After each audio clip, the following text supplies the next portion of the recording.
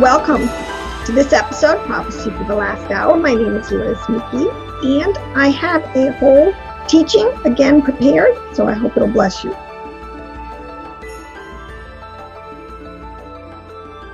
Back to Rachel, the whole point, this complex cosmic order, which represents time, cycles, and presence in physicality, is a conjunction. It's all mind picture, and especially talks about the conjunction between heaven and earth, between the macro cosmic, or even this is the hidden, the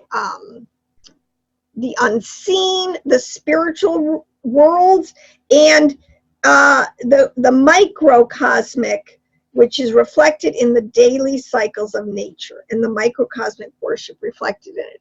See, and this is needed to understand, so we can filter out, okay, the new agers, and are we going to worship Mother Earth again? Well, no, she is a part of. We understand now who she is, what she represents, what nature, what God in nature represents.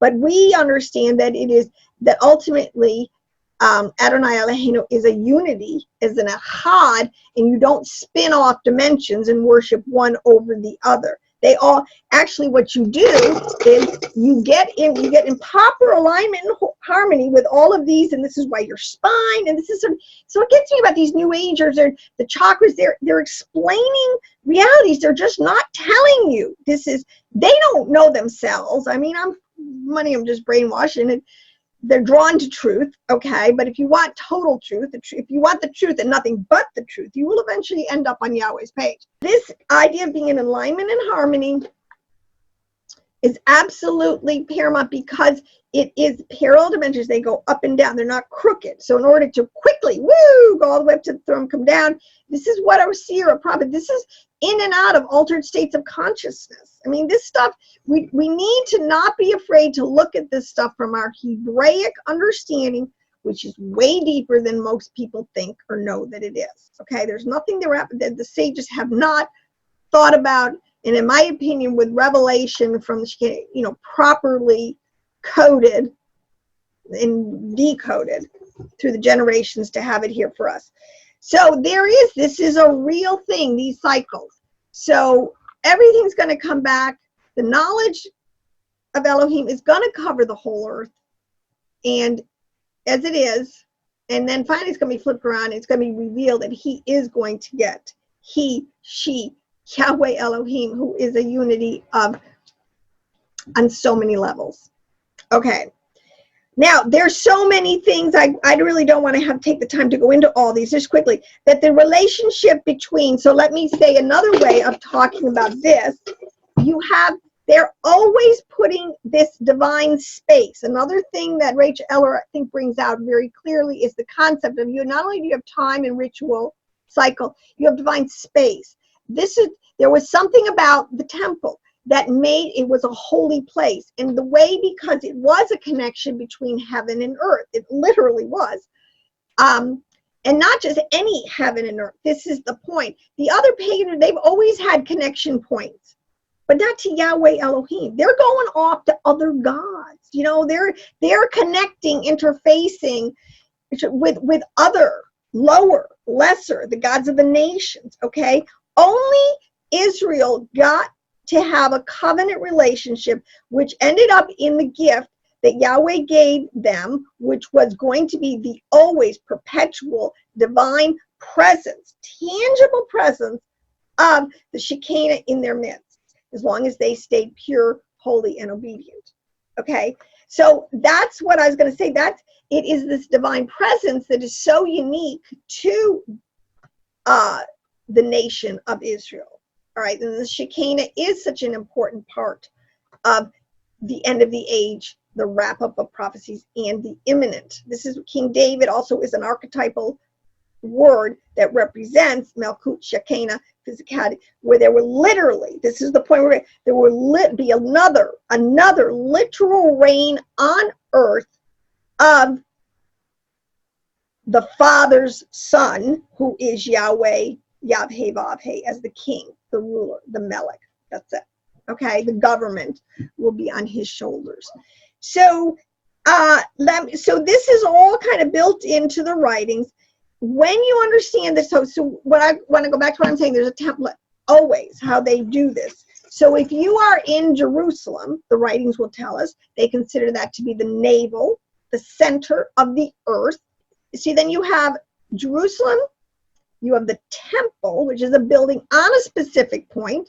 So you go from the navel of the earth, and you literally are on the navel. So you got, all right, then you put the temple, and then you put a holy of holies on that, on top. You're still really one on top of the other. You're stacking these things. Then, if you understood in the literature was saying, you go from the Holy of Holies, which we know that now the high priest went in once a year, and he actually had the electrical connection. I mean, literally, in the reality, in the presence of Shekinah was there. There were literal, physical, spiritual connections going on. All right, keeping that door, that path open. All right, from there to Mount Zion. See, the temple is on what's called Mount Zion, all right, which is akin to Mount Sinai. They're both similarly used. But above Mount Zion, it's told, we're also told that there's a heavenly, sort of an earthly Mount Zion, and then there's a heavenly. Again, they're stacking one thing on top of the other. But this is Yesod. So like I said, you would go from, once you were in the Holy of Holies and you literally had that connection, you entered through the gate, you entered holy, pure. So you knew you were in the right. Oh my gosh. People who do magic, in my opinion, people who do ritual and stuff to access other dimensions, I mean, you are a real fool, in my opinion, because you have no idea where you're going, who you're going to interface with. And these are very powerful, real, intelligent entities. That's why so many people go crazy. But the Jews had a way. They were given through Yahweh a very specific portal route. You know, you straight in there, you can come into my presence literally this way and this way only. Okay, which unfortunately through the story the connection was lost. That's when it says the Shekinah went up from the earth. She went back into the dimension which is right above Yesod. She's hanging out there, so to speak. Really, and this is what they're saying when they're taking, you know, she's in preparation. She's adorning herself as a bride right now, because the next level up is the marriage supper of the Lamb with Tiferet.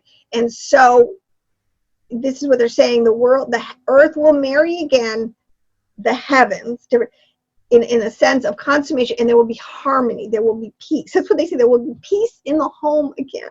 Yes, so if you have the deeper understanding, oh my gosh, the peacemaker, the palace. Okay, anyways, so all I'm trying to say is these people are saying the same thing. They have a specific archetypal mind picture. It never changes.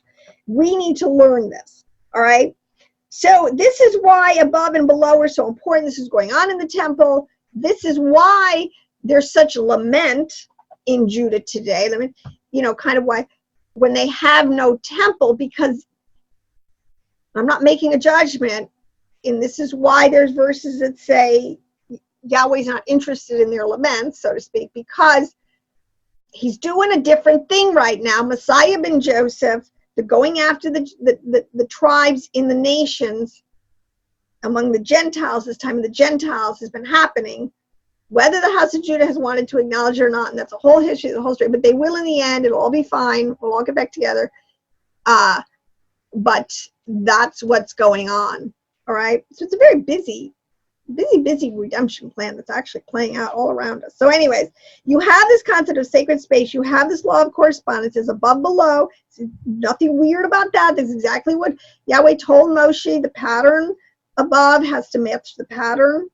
The pattern below has to match the pattern above. He gave wisdom, which means he gave access. This is what's even more to Beziel, whoever, I can't remember, who helped Moshe, you know, helped to build, actually was the architect, the builder of the tabernacle and the pattern, and wisdom of seeing into the heavenlies. I mean, this guy was not some, can you imagine such a mystical architect who could see that, who could take that pattern and bring it down and translate it to make sense on a flat dimensional plane. Oh my gosh. All right. So you have, this is what is in the Star of David.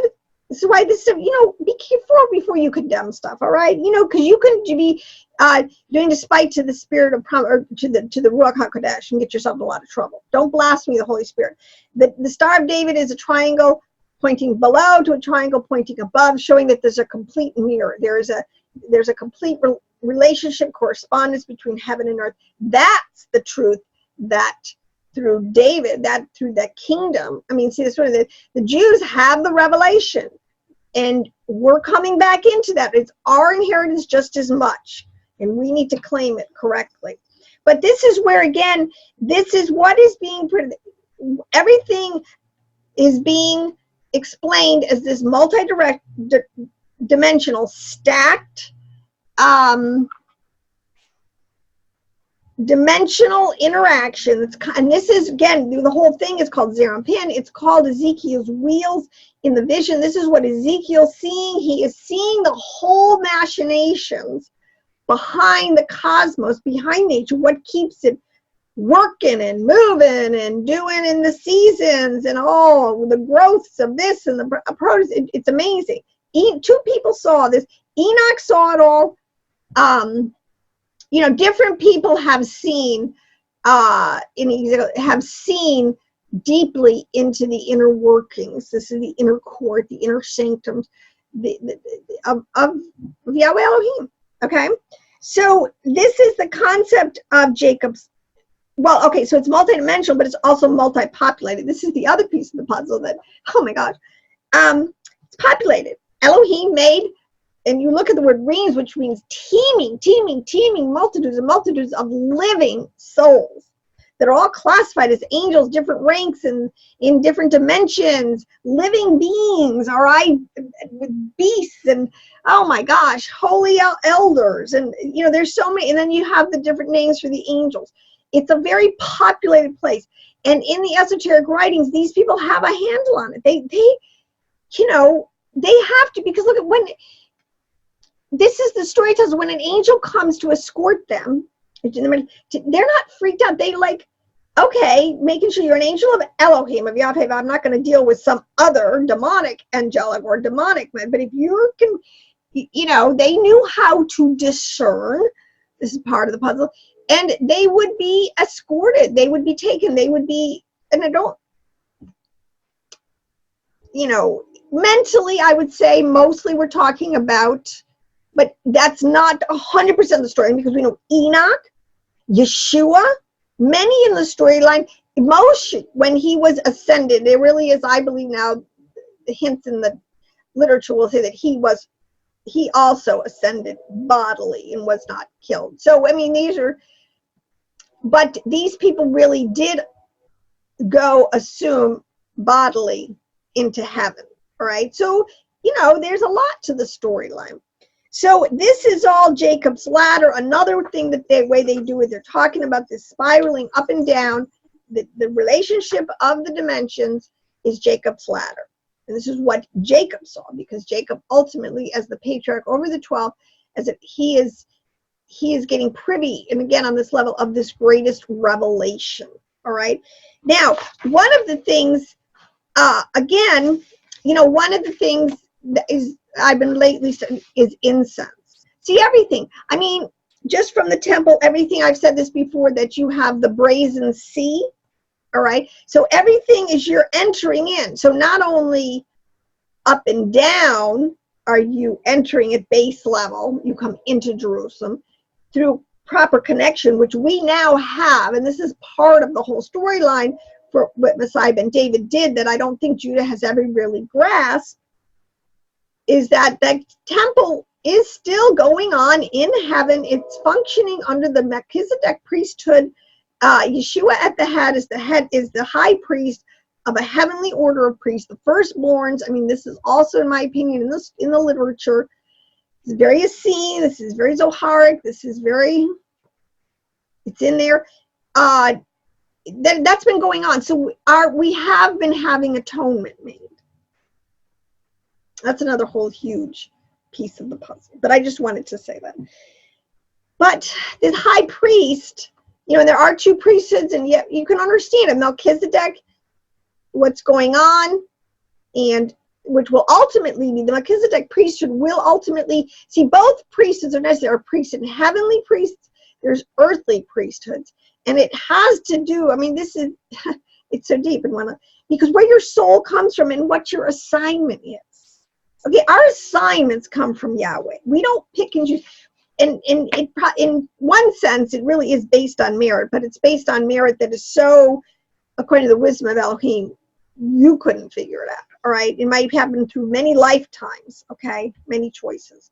So, anyways, we're going to a place where we're going to have this heavenly priesthood and this earthly Levitical priesthood operating together, again, for the nations in a government that literally is populated down here on earth. Its chief, I shouldn't use the word archons, its chief rulers, so to speak, will be ruling, be they gods or dignitaries, whatever, on earth visibly as they do in heaven. Okay, so you do have this, and this information, this is a stream of revelation that has, I don't know, I'm not deliberately or either way, it's happened. Much of this information has been taken out of the larger consciousness of Christianity and of nominal Judaism, of nominal Christianity and nominal Judaism. Most people do not have this level, this level of understanding to go to these depths of understandings, which is unfortunate. But this is part of what Yahweh, raising up the fallen tabernacle of David, he is raising up a people who can go the distance with him in all of this information, so to speak. So there is a firstborn priesthood, and like souls that come in. This is what a lot of the Zoharic information is, and a lot of when you understand how Gilgal and cycles, reincarnation has to be, and it is in the literature, and it's a literature. And when I talk about this literature, I'm talking about the Dead Sea Scroll. Jubilees is a priestly writing, sort of the sons of Zadok, the priestly writings, and much of this is also included in the Oral Torah and the Pseudegraphias, these more deeper hidden writings, okay? But they're accurate, and in my opinion, they're as inspired as anything else. You just got to know what category of inspiration they're giving off, so to speak. So one of the interesting things when you get into, you understand, okay, so it talks about the veil was rent in the temple, right? That's one of the common things that's about Yeshua at the time of his death, the veil was rent. Okay, but what people don't understand, this is so interesting, this is why the typology is always accurate when you get the right term. There are 4 veils in the temple. We didn't know this. Most people don't. And it was the first veil that was rent, which would make perfect sense because the first veil would represent earth. So in other words, those in the earth plane were barred. They could not enter into the Holy of Holies where Yesed and Malkut, and when I say Yesed, you understand it's different, where the bride and the groom, and that's the two cherubim and the Holy, would literally unite, okay? When you had the veils, the first one being, the first veil being rent, which would represent Malkut, which would represent, so in other words, he pierced that veil for us, so now we can go into the next level, which is where once we get there, Yesod, he will bring us up to, and it's just to paradise at the marriage supper, and we will get there. But you can only go, that's why it's great, it's a straight and narrow gate. This is part of what he's telling you is, there's no other way. You got to get there through Yesod, righteousness, which is Joseph, which is righteousness. There's so much to this. They come the moral and ethical understandings. I haven't even touched on any of that. Oh my gosh. Okay, so this is a piece of the puzzle. It's representing the 4 worlds. Okay, the rest of the worlds, once you get through the earthly level and you connect again, you can get through to all the other worlds. But again, it's also determined by your personal passion or desire. Okay, you got to work out your own salvation. fear and trembling. All this information I'm telling you has made me enter levels now of real fear, awe, trepidation, trembling before Yahweh when I realized how, oh my gosh, it's so beautiful and vast and magnificent, you know.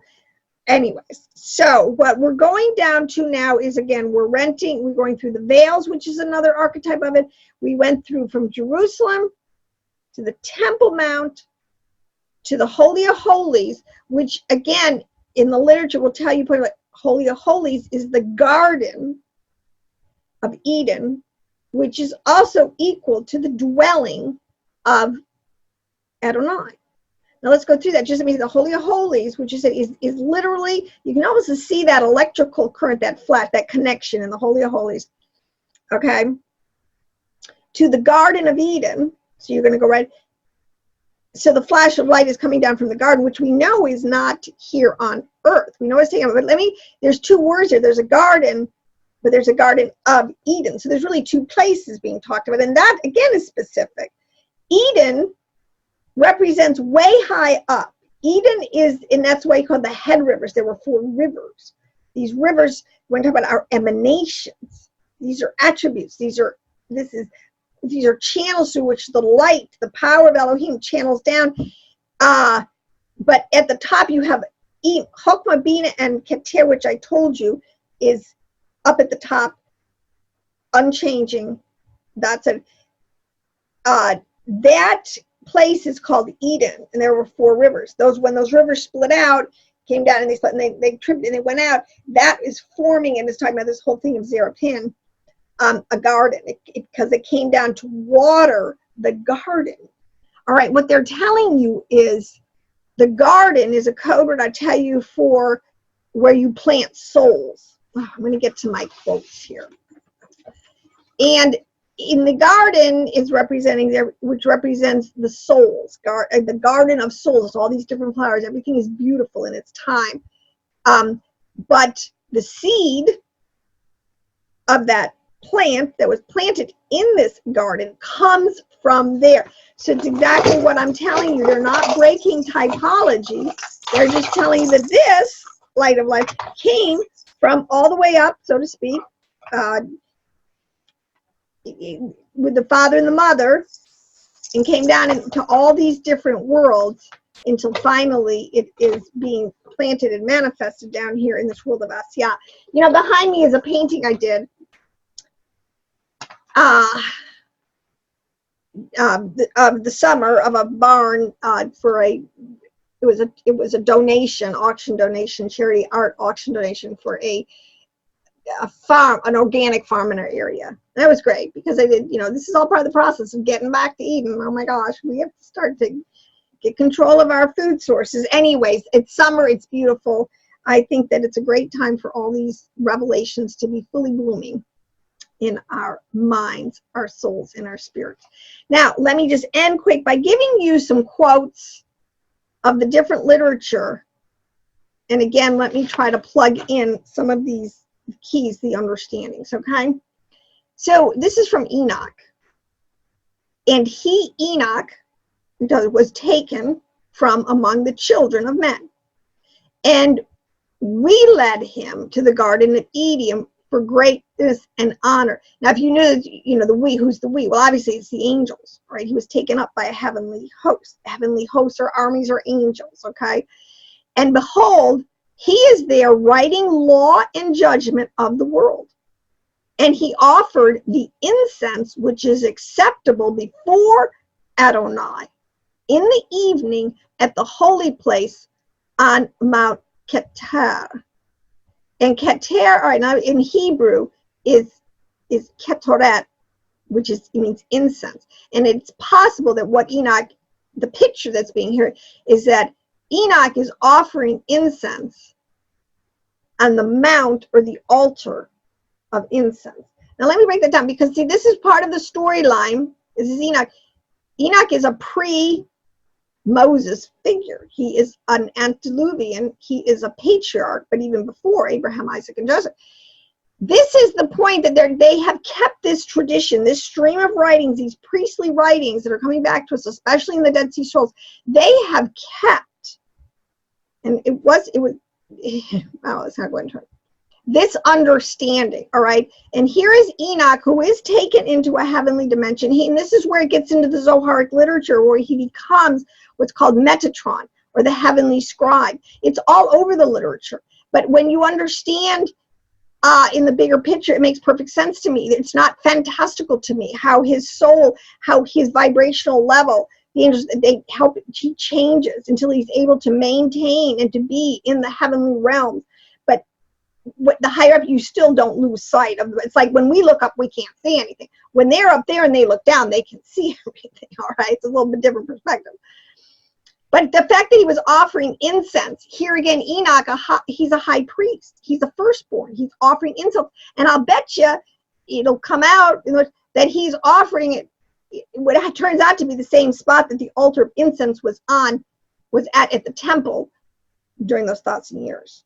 But there's no reason to believe it. They were able to keep this information and build on it. So I am pretty sure, and that it says it would be the altar, and that is the job of a priest, is to offer incense. And incense is a representation. See, and I think I have to check this because I've heard, but I think that there are 12 ingredients in incense, the biblical, the formula.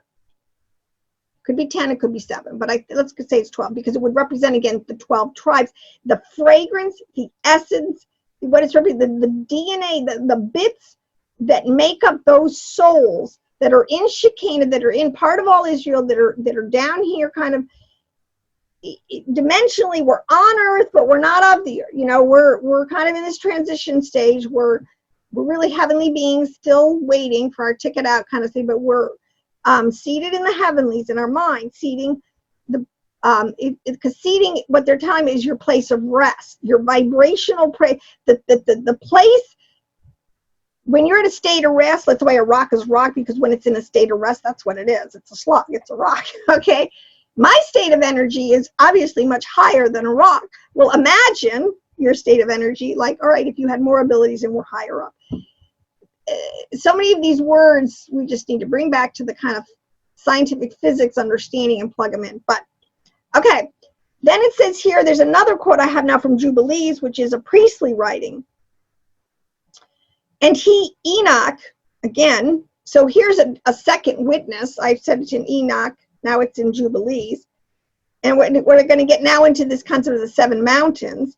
And he offered the temple incense, can't be anything different we're talking about, which is acceptable before Adonai, on the mountain of the south.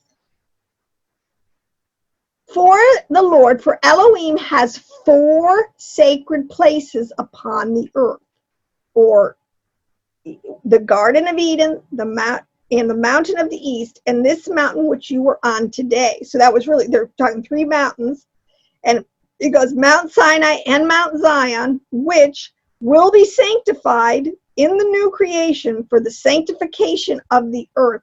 On account of this, the earth will be sanctified from all sin and pollution throughout eternal generations, because that is the whole point. The whole point of this is to purify, quote unquote, the world of physics, the world of Asiyah, to bring out the souls that are in it, trapped in, to purify them and to make them pure enough to enter back into a working, covenanted, cosmic multiverse. Okay, with Adam Cademan, the body of Christ, whatever you want to call it. All right. But what's interesting here is Enoch offering the temple incense again, which is before Adonai on the mountain of the south. Now, if you understood Kabbalistically, too, how they classify, the mountain of the south is referring to Hesed. So when it talks about the 7 mountains, Enoch is not on the earth in literal mountains, okay? They're taking the concept, they're applying it in the heavens, and they're seeing these 7 mountains, 7 heavenly, emanative, powerful dimensions, or really, so it's garments that the Lord is clothed in, and that's what it's talking about, okay? And it just told us that the Garden of Eden and the mountain of the east, and this mountain which you are upon today, they were upon Mount Zion. See, Mount Zion is one of the mountains, but it is the middle mountain. It is where the Vav, it is where the sun is. It is the spike, the hub. It's the sun in the center of everything. There are different mountains, 7 mountains, okay? So this is, and we were just told that there is a mountain of Hesed. There's a place. So we are understanding, this is what they're showing us, this mind picture, okay? Mount Zion is where on earth, it's in Jerusalem, it's on the Temple Mount. We're going still on that mountain, going up and down, okay? It's connecting Malkut through Yesod up into Tiferet. And those words are coded to represent something very specific. So the prophet, when I told you this the last video, he's not imagining vainly. To imagine vainly is to try to make up what these words are saying, the picturing them, and you're not connecting to the right data. Let me put that data is not connecting you to the right mental image. That's an idol. That is what an idol is. It's an erroneous understanding. We're not to have idolatry. We're to have the correct understanding, which will image in our mind the correct template. So, and then the last one is in 1 Enoch 24, 1 through 4. For there I went to another place of the earth. All right. Now, and they're saying the earth. Let me just say one thing. The reason I'm going through these quotes is because I want people to understand the writings. I have these different books, how, if you understand the tree of life, you can understand what they're saying. All right. So that's my reason for pulling these 3 kind of quotes out. So then Enoch is going, this is from Enoch, 1 Enoch 24, 1 through 4. I went to another place of the earth, and he showed me a mountain of which was flaming day and night. Now again, if you understood tree of life, Kabbalistically, what is designated there, that is Gevera, all right? And that's a place of judgment. And that is that is called the mountain of the north.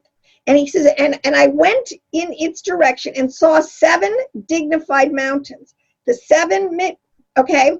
So you have to understand, he is not seeing literal mountains. He is seeing a heavenly vision of the whole machinations, and it's so large because Ezekiel's wills, it went multidimensional. How large these things are, and they kind of cycle. This is they stand on pillars. They're like 7 pillars. There's 7 mountains. They're huge. And I went in its direction, saw 7 dignified mountains. The 7 mountains were situated in the midst of these ravines, and in respect to these heights, all resembled the seat of a throne and is surrounded by fragrant trees. Now, see, this is when you understand stuff. The pillars, it says there's 4 legs to the throne of Elohim. There's 4 other worlds, 4 other dimensions, 4 under Hesed and Gevera. So these are like the legs, these are the pillars, these mountains represent what is supporting the high throne room. So, I mean, it's just not floating air out there. It also has physics, and it is built on stuff. Even if this is spiritual stuff, it's still real, okay?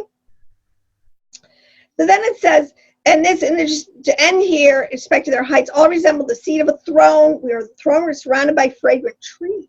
Now, if you follow the Genesis stream, and among them was one such tree as I have never smelled at all. There was not a single one among those or other trees which it is like. Now, we know from Genesis on day 3, he made trees and planted them in the garden. So there were many trees. Okay, that's the first thing.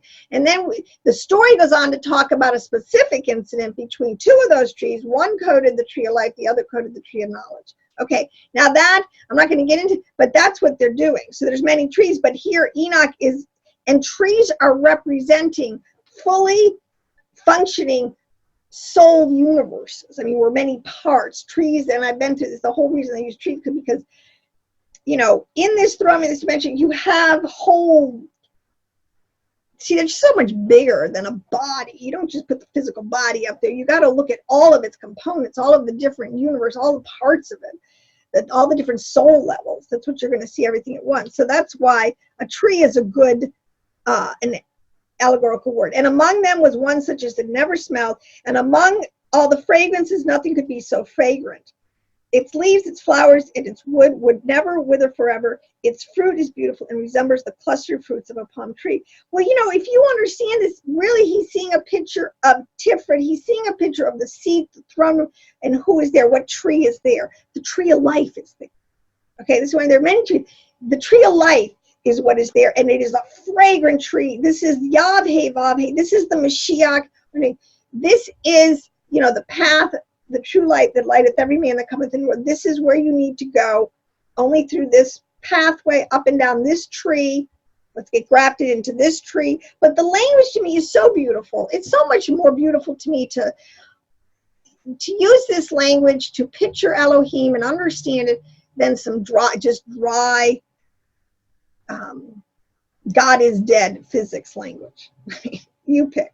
So anyways, on that note, I hope this blessed you, and I am trying to disseminate some understanding I've gathered. So hit the subscribe button, hit the bell, share these videos, tune in again, and in always, shalom and peace in Yeshua HaMashiach's name. Blessed be that.